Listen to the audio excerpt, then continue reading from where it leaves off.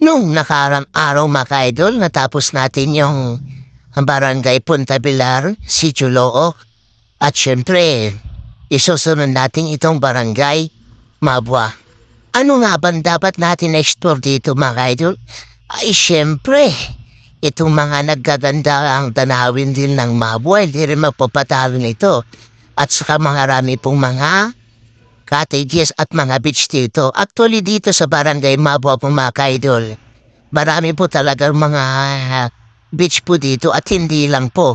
Kung gusto niyo pong mag-overnight, napakaraming mga pwede yung matuluyan dito, mga pension house, mga lodge at marami pang iba mga ka-idol. At ang kagandahan dito mga ka-idol, lalong-lalo na po yung mga cottage po dito, is sulit na sulit kasi alam niyo kung bakit?